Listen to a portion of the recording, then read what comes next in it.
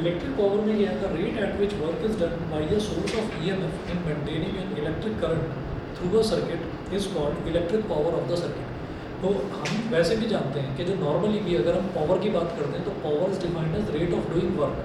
अच्छा, रेट, अगर हम फिजिक्स में रेट की बात करते हैं तो रेट का मतलब हमेशा ये है कि जो भी टर्म आपको दे रखी है, जिसका भी रेट निकाला जा रहा है उसको टाइम से डिवाइड करना है।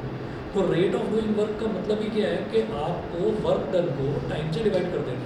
अब यहाँ पर वर्क कौन करेगा, यहाँ पर वर्क कौन करेगा, कोई भी इलेक्ट्रॉनिक डिवाइस, कोई भी इलेक्ट्रॉनिक डिवाइस है वो वर्क करेगी। तो if a current I flows through a circuit for time t at a constant potential difference small v, then the work done or energy consumed is given by W is equal to VIT। W is equal to VIT, ये हमने कैसे बताया, आप ये देखिएगा कि भाई rate of doing work निकालना है तो मेरे को वर्क डन निकालना बेहद ज़रूरी है। तो पहले मुझे ये पता चलना चाहिए कि वर्क क्या है ना। तो वर्क को किस तरीके से निकालेंगे वो देखिएगा।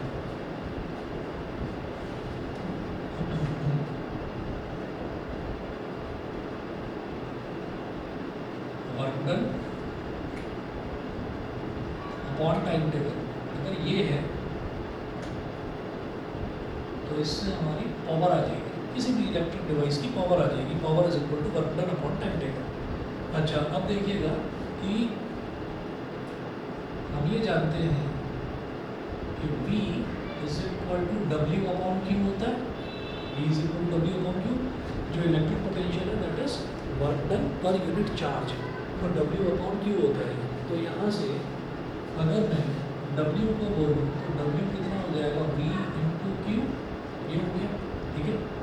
अच्छा, सिंस I यानी कि करंट, करंट क्या होता है, चार्ज पर यूनिट टाइम, ठीक है। तो चार्ज पर यूनिट टाइम, तो Q की जगह क्या आ जाएगा, I इंटू टी, तो Q की जगह में I इंटू टी लिख सकता हूँ, तो VIT। तो इस तरह से मेरे पास वर्क डन आ गया, वर्क डन आ गया W is equal to VIT। Therefore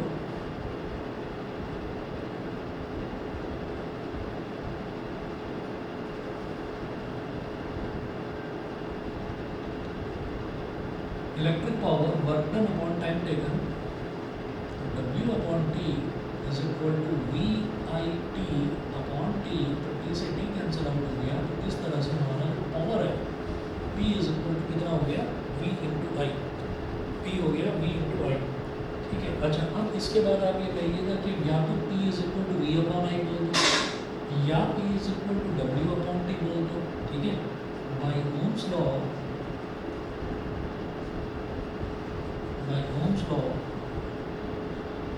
V is equal to I R. तो इस रिलेशन में V की जगह आई आर अगर रख दिया, V की जगह अगर आई आर रख दिया तो आई आर इंटू आई, तो it implies that P is equal to क्या हो जाएगा, आई स्क्वायर आर।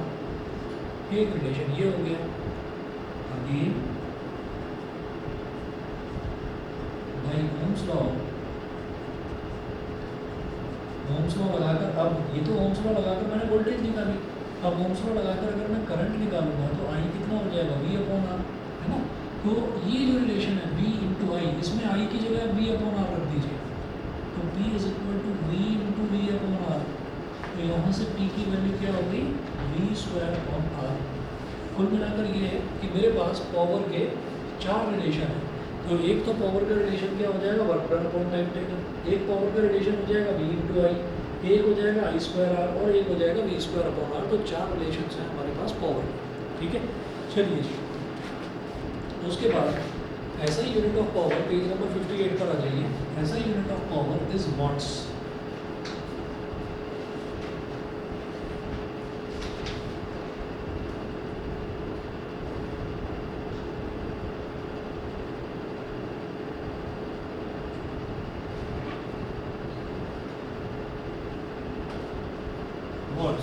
ठीक है, W लिख देते हैं इसको। अब इलेक्ट्रिक एनर्जी की बात करते हैं। तो भाई जो इलेक्ट्रिक एनर्जी है, इलेक्ट्रिक एनर्जी में इलेक्ट्रिक एनर्जी और वर्क डन, इन दोनों में कोई खास अंतर नहीं है, क्योंकि कोई भी बॉडी जो है वो कितना काम करेगी जितनी उसके अंदर एनर्जी है। इसीलिए हम ये कहते हैं कि एनर्जी जो है, एनर्जी की यूनिट भी जूल होती है और जो वर्क डन है, वर्क डन की यूनिट भी जूल ही होती है, ठीक है। तो देखिएगा, द टोटल वर्क डन और the energy supplied by the source of EMF in maintaining an electric current in a circuit for a given time is called electric energy consumed in the circuit। तो जितना total work done करता है कोई भी electric circuit, उसी को हम ये कहते हैं, वही आपके इलेक्ट्रिक एनर्जी के बराबर होता है। तो इलेक्ट्रिक एनर्जी कोई अलग कॉन्सेप्ट नहीं है। इलेक्ट्रिक एनर्जी बोलो या वर्क डन बोलिए, एक ही बात है। इलेक्ट्रिक एनर्जी वर्क डन एक ही बात है। उसके बाद देखिएगा commercial unit of electric energy. Commercial unit of electric energy ये 10th क्लास में आप पढ़ चुके हैं। Commercial unit of electric energy का मतलब ये है कि जैसे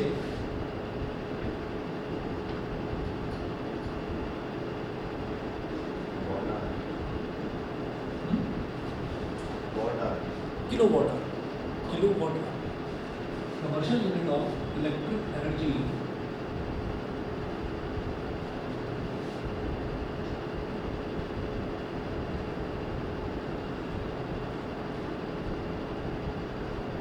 इसको बोलते हैं KWH। KWH मतलब किलोवाट आवर, किलोवाट आवर ये बोला जाता है।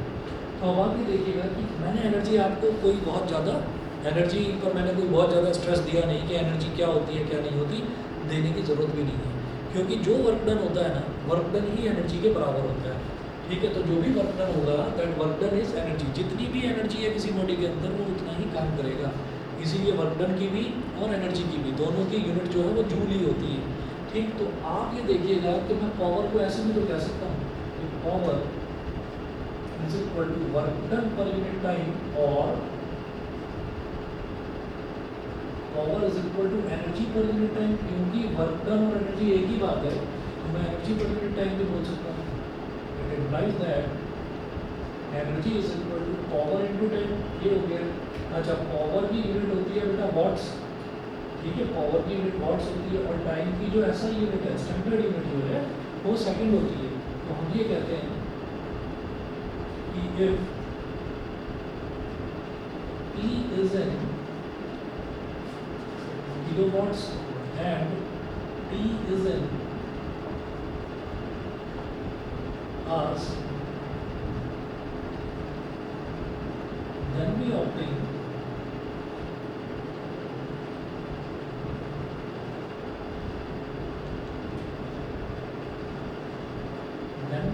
commercial unit of energy। अगर P वॉट में है और टाइम जो है वो आवर्स में, तब हमको कमर्शियल यूनिट ऑफ एनर्जी मिलेगी, नहीं तो नहीं मिलेगी। अच्छा, अब आप ये देखिएगा कि वैसे तो हमको मालूम होता है कि 1 किलोवाट आवर जो है वो उसकी मतलब किलोवाट आवर जो है जो उसकी ऐसा यूनिट होती है। ठीक है, किलोवाट आवर। अच्छा, अब कई बार ऐसा भी होता है कि किलोवाट आवर में हमको दे रखा है और हमसे ये पूछा जाता है कि भाई आप एनर्जी जो है, जो कमर्शियल जो एनर्जी आपने यूज़ करी है घर में, उसको आप बताइए जूल्स में बताइए। तो जूल्स में बताना देखिए कितना आसान होता है। देखिए, जैसे मान लीजिए मैंने ये बोला कि जो एनर्जी है हमारी 1 किलोवाट आवर, 1 किलोवाट आवर। तो आप सोचिएगा कि हम ये जानते हैं कि जो डिस्टेंस होता है, डिस्टेंस का फॉर्मूला होता है स्पीड इनटू टाइम, ये हमें पता है। अच्छा, डिस्टेंस की जो यूनिट होती है वो होती है मीटर। ठीक, और जो स्पीड है, स्पीड की यूनिट होती है मीटर पर सेकंड और टाइम की यूनिट होती है second.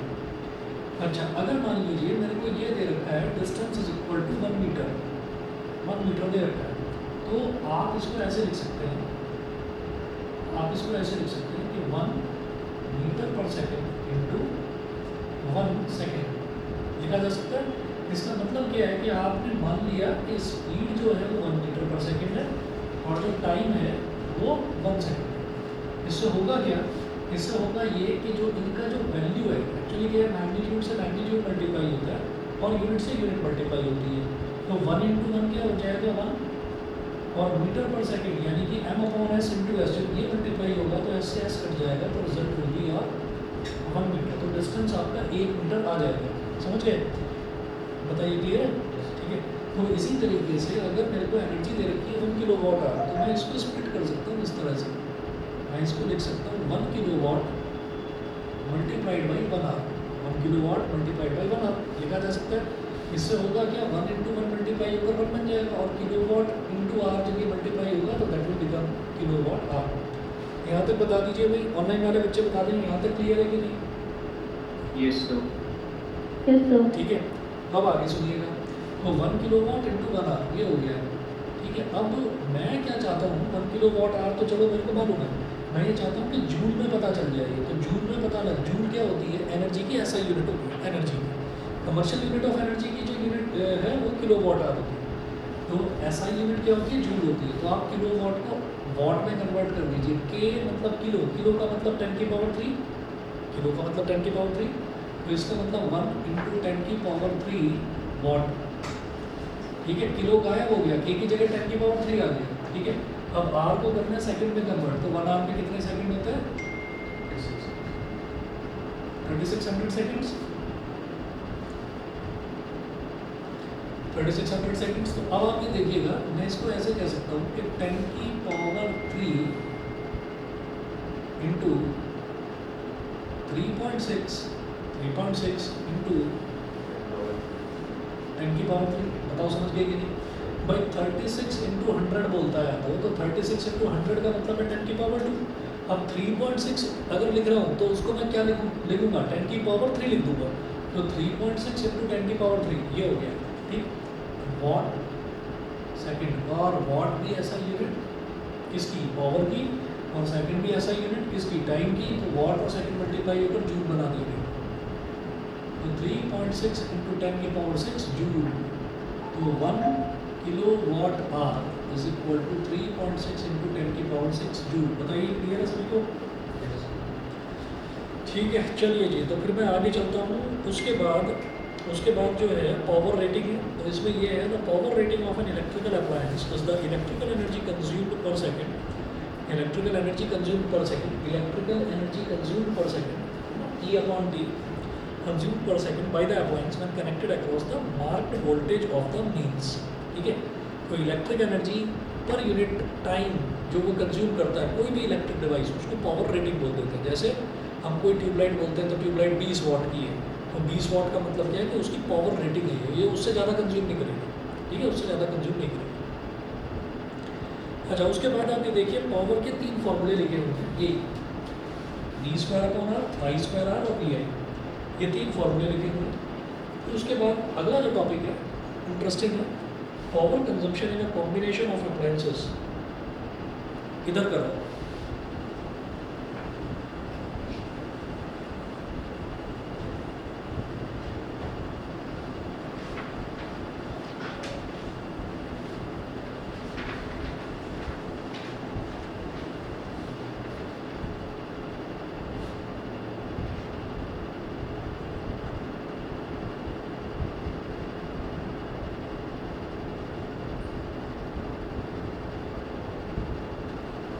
power consumption in a combination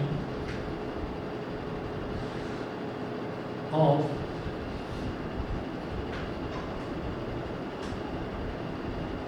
appliances।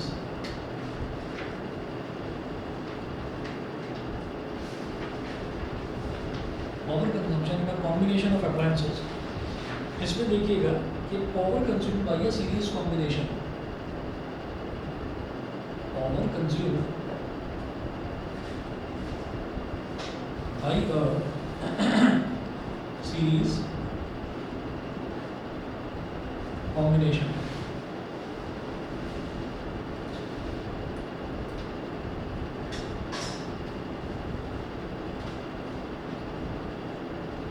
Power consumed by a series combination. So consider a series combination of 3 bulbs of powers P1, P2 and P3 which have been manufactured for working on the same voltage V, which have been manufactured for working on the same voltage V. The resistance of the 3 bulbs will be।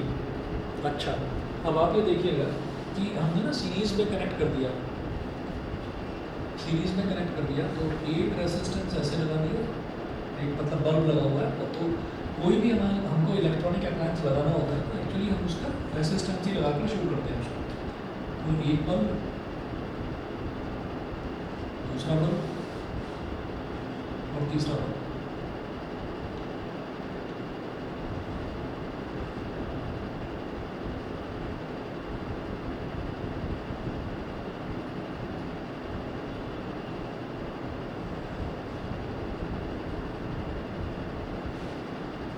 तो तो हम तीनों को ऐसा करा गया कि which have been manufactured for working on the same voltage V, तो इनको सेम वोल्टेज वी ही सप्लाई करना है।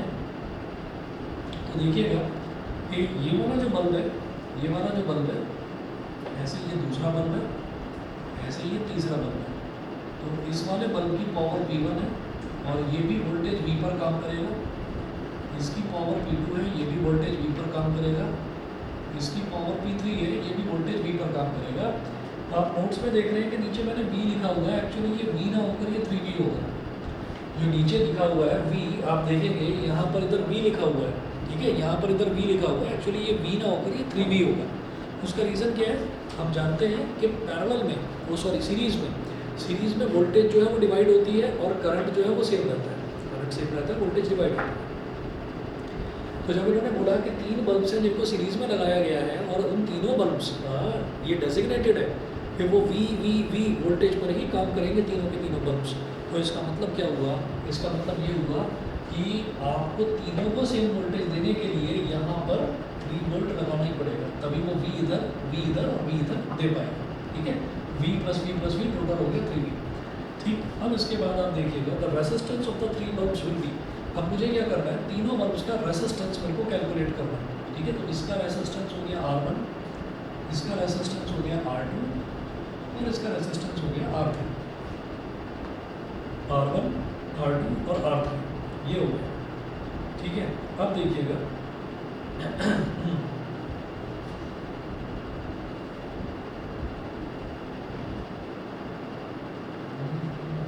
एक काम करिए, 3V नहीं, इसको V ही लिखो, इसको V ही लिखिए।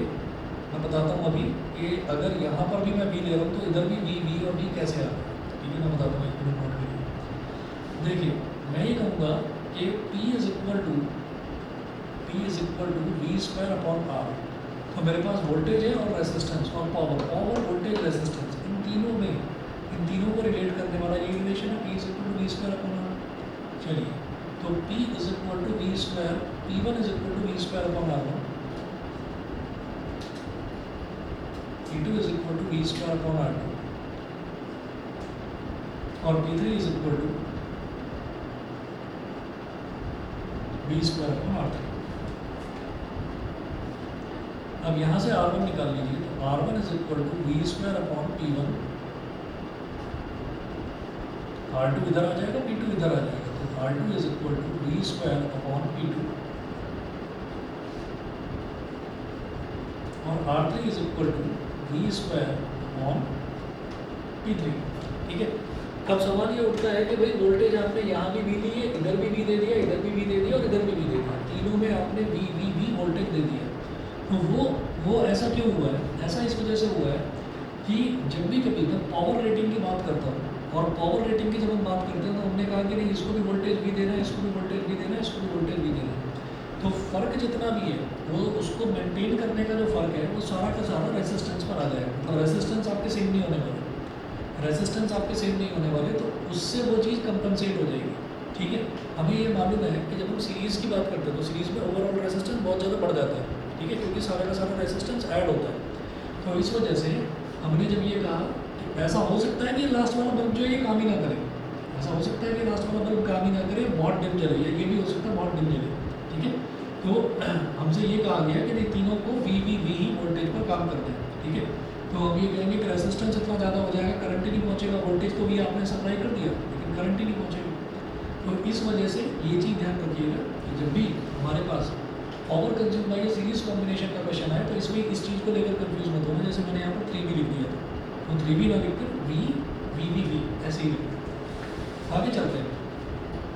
Since it is a series combination, since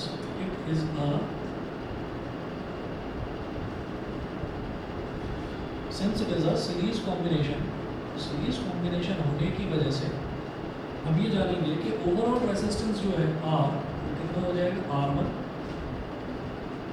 plus R2 plus R3, R1 plus R2 plus R3, ये हो जाएगा। अब पहले लिखिए R1 की वैल्यू, R1 की वैल्यू क्या है, V² अपॉन P1, R2 की वैल्यू V² अपॉन P2 और R3 की वैल्यू V² अपॉन P3। ठीक है, अब बात करते हैं R की। तो आर का मतलब क्या है कि पूरे सर्किट का रेसिस्टेंस, पूरे सर्किट का रेसिस्टेंस। तो पूरे सर्किट का रेसिस्टेंस भी आप क्या लिखेंगे, आप कहोगे कि मैंने तो पूरे सर्किट में भी वोल्टेज वी ही दी है, तो वी स्क्वायर और पूरे सर्किट का पावर कितना हो जाएगा, तो वो आप कह दीजिए हो गया पी। ठीक है, पूरे सर्किट का पावर। तो मैं करना भी क्या चाहता हूँ, power consumed by the series combination, पूरे कॉम्बिनेशन ने कितना पावर कंज्यूम करा है, मैं वो कैलकुलेट करना चाहता हूँ। वो कैसे होगा उस तरफ करूँगी आगे चलो।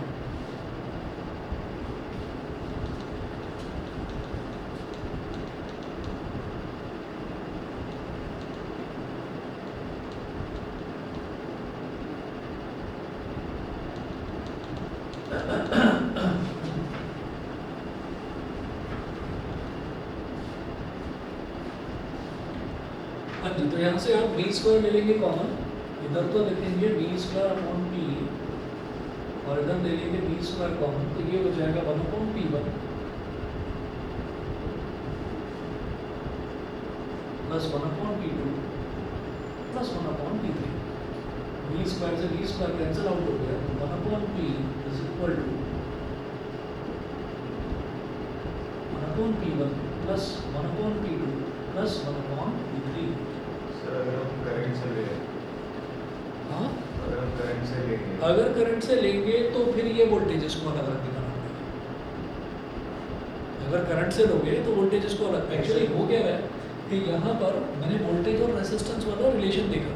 ठीक है, तो अगर मैं करंट से लूँगा तो मुझे रिलेशन कौन सा लेकर चलना पड़ेगा, सर क्योंकि अगर करंट से देखें तो sir P is directly proportional to R, हाँ, और सर अगर वोल्टेज से देखें तो P is directly proportional inversely proportional to R। तो सर मतलब P R के ये वही चक्कर है कि जो पावर वाला है ना, तो पावर वाले में यही चीज़ जो है ये होल्ड नहीं करती। इसी वजह से मैं जो यहाँ पर 3 भी लिख दिया था, मैंने गलत लिख दिया था। तो अगर मैं वोल्टेज लेकर चल रहा हूँ तो मैं कहूँगा कि इधर भी वी है तो सब जगह वी भी है। ठीक है, और अगर मैं करंट लेकर चल रहा हूँ तो फिर मैं वोल्टेज को डिस्ट्रीब्यूट करवा दूँगा, फिर वोल्टेज डिस्ट्रीब्यूट करवा। ठीक है ना, तो वो वाला रिलेशन उसके लिए छोड़ दीजिए आप। सीरीज कॉम्बिनेशन जो आपका रेसिस्टेंसेस वाला था, पैरेलल कॉम्बिनेशन जो रेसिस्टेंसेस वाला था उसका पहुँचेगा ही नहीं, पहुँचेगी। ठीक है ना, चलिए जी, तो यहाँ तक क्लियर है। हाँ, इसके बाद हम पैरेलल कॉम्बिनेशन और देखेंगे। तो power consume bye sir, parallel, sir तीनों रेजिस्टेंसेस अलग हैं, तो सर वो रेजिस्टेंसेस पे डिपेंड करेगा ना कि वो रेसिस्टेंसेस पर डिपेंड करेगा कि कितना पहुंचना है कितना नहीं पहुंचना। मान लो ये रेसिस्टेंस बहुत कम है ना, ये रेसिस्टेंस बहुत कम है तो ये फ्लो अलाउ कर देगा आगे के लिए। ठीक है ना भाई, अगर ये रेसिस्टेंस कम है, रेसिस्टेंस का मतलब क्या होता है, obstruction to the flow of current.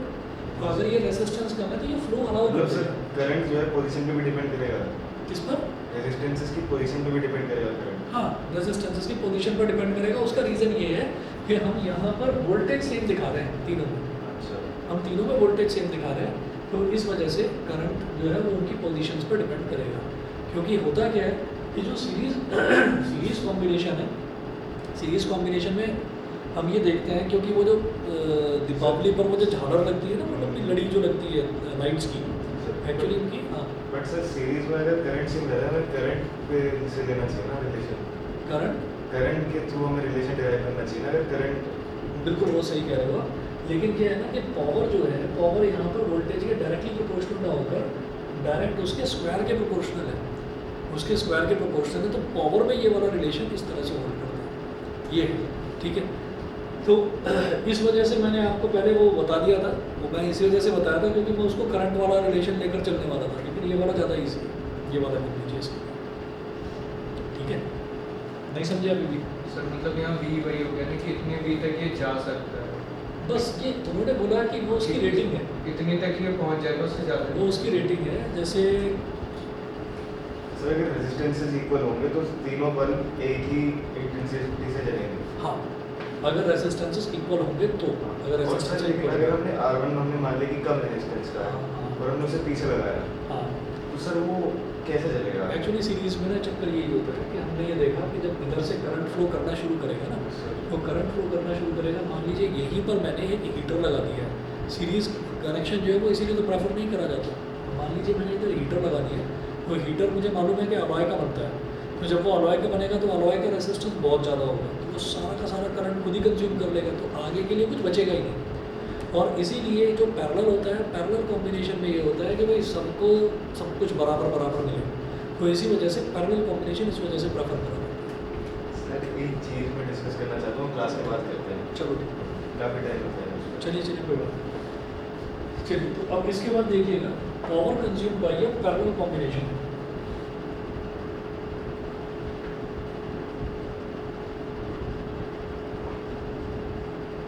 मैं इसको और ढंग से भी बता दूंगा कि ऐसा क्यों करें हम। पावर कंज्यूम बाय ए पैरेलल कॉम्बिनेशन।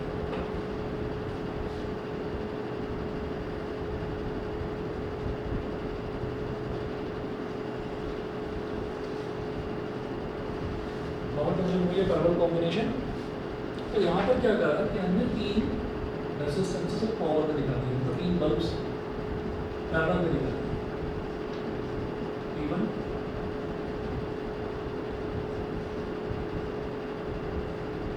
P2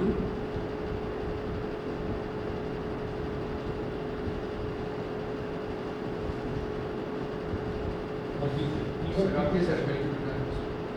हाँ, सर्कल इस वजह से बना रहे हैं कि ये कोई इलेक्ट्रॉनिक डिवाइस है, बस इसलिए, और कोई रीजन नहीं है।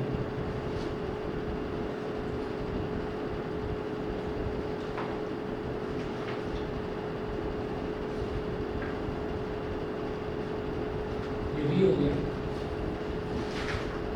The resistances of the 3 bulbs, जो तीनों बल्ब्स हैं, तीनों बल्ब्स के रेसिस्टेंसेस लिखिएगा। R1 V square upon P1, R2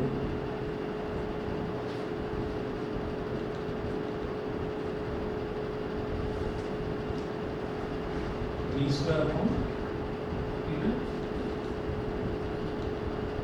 और R3 V square upon P3।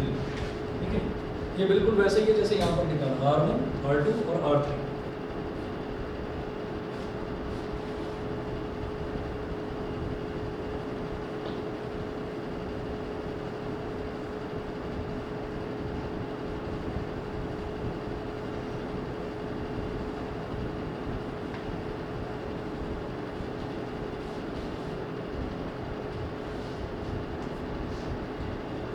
R1 R2 और R3 ये हो गया। अब आप ये देखिएगा, क्योंकि ये पैरेलल कॉम्बिनेशन है, तो पैरेलल कॉम्बिनेशन में क्या होता है, 1 upon R is equal to 1 upon R1 plus 1 upon R2 plus 1 upon R3, 1 upon R1, 1 upon R2, 1 upon R3। उसके बाद 1 अपॉन R, इसको भी ऐसे ही लिखा रहने दीजिए, 1 अपॉन R1 लिखिए। 1 अपॉन R1 क्या हो जाएगा, इसका रेसिप्रोकल, तो P1 upon V square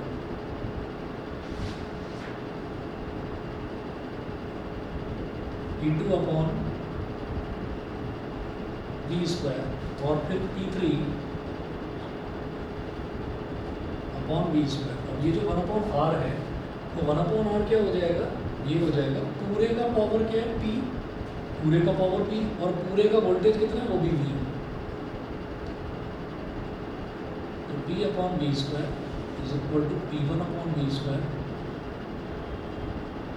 plus P2 upon V square plus P3 upon V square.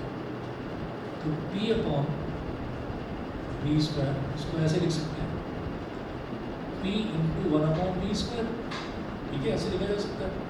इधर से 1 अपॉन V स्क्वायर कॉमन ले लिया, मैं V2 लिख रहा हूँ, 1 अपॉन V स्क्वायर कॉमन ले लिया, ये हो गया P1 plus P2 plus P3। ये 1 upon V square 1 upon V square cancel out हो गया, तो P हो गया P1 plus P2 plus P3। ठीक है, तो ये आपका पावर कंज्यूम बाय ए पैरेलल कॉम्बिनेशन है। तो पैरेलल कॉम्बिनेशन में जो पावर है वो ऐसी होती है जैसे रेसिस्टेंस सीरीज में होती है। ठीक है ना, मतलब ये ऐसा हो गया जैसे कैपेसिटर्स होते थे। ठीक है, वैसा हो गया। ठीक है जी, इतना करिए। बाकी कल की जो रेगुलर क्लास है उसमें कराऊंगा 1-2 इसके न्यूमेरिकल्स और मैक्सिमम पावर थ्योरम, ये करेंगे। बाकी और चैप्टर खत्म है और कुछ नहीं है। ठीक है, तो ये आपको कल की क्लास में कराता हूँ, और कल मोस्ट प्रोबेबली फिर मैं अगला चैप्टर जो है 4 वो भी स्टार्ट करूँगा।